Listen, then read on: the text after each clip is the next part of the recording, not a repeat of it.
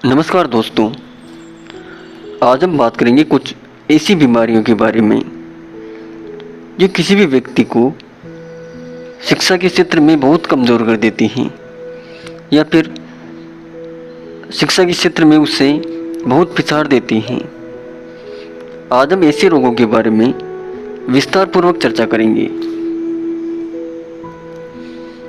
दोस्तों, इन बीमारियों में कुछ बीमारियां तो हमारी आदतें होती हैं, अर्थात जिन्हें हम स्वयं ही पैदा करते हैं। तो दोस्तों शुरू करते हैं। सर्वप्रथम हम बात करते हैं दोस्तों डिसलेक्सिया बीमारी। डिसलेक्सिया, अब मैं आप लोगों को बता दूं कि हमारे शरीर में जो खंड होता है अर्थात स्वर यंत्र, उनको हम विज्ञान की भाषा में लिरिक्स बोलते हैं और दोस्तों हम खंडों से ही बोलते हैं। तो जो डिसलेक्सिया बीमारी है ये पठन संबंधी बीमारी है, अर्थात किसी भी बच्चे को पढ़ने में बहुत ज़्यादा समस्या होती है। इसे हम डिसलेक्सिया बीमारी कहते हैं। इसके बाद में दोस्तों दूसरी बीमारी है डिसग्राफिया। मैं आप लोगों को बता दूं कि हम ग्राफ का प्रयोग किसी भी वस्तु को लिखने में करते हैं, अर्थात हम ग्राफ का प्रयोग लिखने के लिए करते हैं। तो दोस्तों जो डिसग्राफिया बीमारी है ये लेखन संबंधी विकार हैं, अर्थात इस बीमारी में कोई भी व्यक्ति अच्छी तरह लिख नहीं पाता। ये बीमारी दोस्तों तारे ज़मीन पर फिल्म में उस बच्चे की थी जिसको बड़ी मुश्किल से आमिर खान ने दूर किया था। इसके बाद में दोस्तों जो तीसरी बीमारी है उसका नाम है डिसऑर्थोग्राफिया। अब ग्राफ से तो आप याद रखोगे कि लेखन संबंधी है, पर इसके आगे और तो लगा हुआ है, तो और अर्थात और प्रयास करो किसमें, ग्राफ में। अर्थात अगर हम लेखन में और भी अधिक प्रयास करेंगे तो हमारी जो लेखन से संबंधित अशुद्धियाँ हैं वो दूर हो जाएगी, जैसे वर्तनी संबंधी अशुद्धियाँ हैं वो दूर हो जाएगी। तो डिसऑर्थोग्राफिया बीमारी में दोस्तों किसी भी व्यक्ति के वर्तनी संबंधी अशुद्धियाँ बहुत ज़्यादा होती हैं। अब इसके बाद में बात कर लेते हैं हम डिसकैलकुलिया की, अर्थात कैलकुलिया यानी कैलकुलेटर।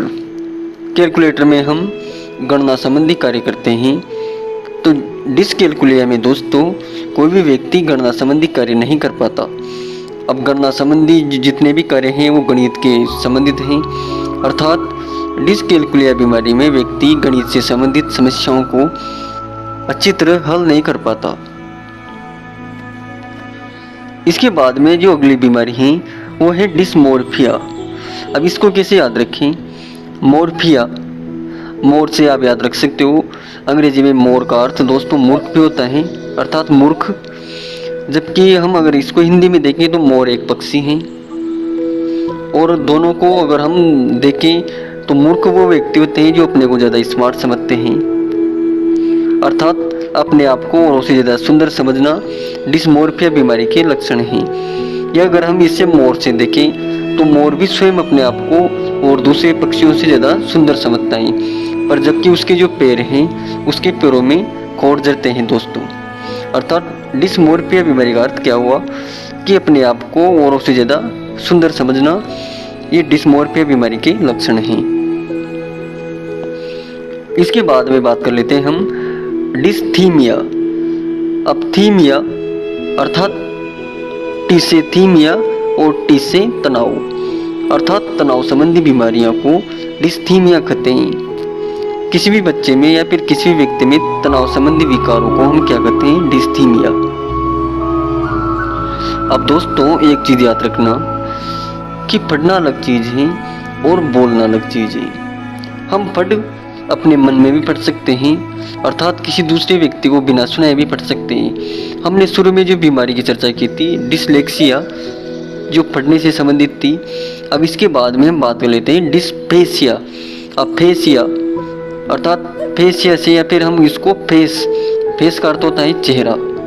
दोस्तों हमारा चेहरा होता है वो संप्रेषण का माध्यम होता है, अर्थात बातचीत करने का सबसे मुख्य जो हमारा जो बातचीत को प्रभावी बनाता है वो हमारा चेहरा होता है। डिस्पेसिया बीमारी में दोस्तों वाक अर्थात बोलने से संबंधित विकार आते हैं। इस बीमारी में कोई भी व्यक्ति अपनी बात को खुलकर नहीं बोल पाता या फिर दूसरे व्यक्ति के सामने तुतलाने लगता है। इसको हम डिस्पेसिया बीमारी कहते हैं। इसके बाद में जो अगली बीमारी है उसका नाम है डिस्प्रेक्सिया।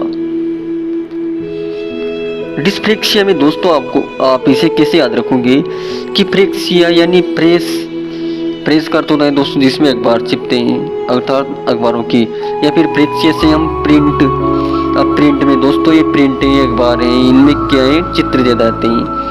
अर्थात डिस्प्रेक्सिया बीमारी में कोई भी बच्चा चित्र नहीं बना पाता, इसको हम डिस्प्रेक्सिया बीमारी कहते हैं। दोस्तों ये जितनी भी बीमारियां हैं इनका थोड़े से अभ्यास से आराम से इनका इलाज हो, अर्थात करत करत अभ्यास के जड़मति होत सुजान। हम थोड़े बहुत अभ्यास से इन सभी बीमारियों को दूर कर सकते हैं या फिर दूसरे व्यक्ति की भी हम मदद कर सकते हैं। धन्यवाद।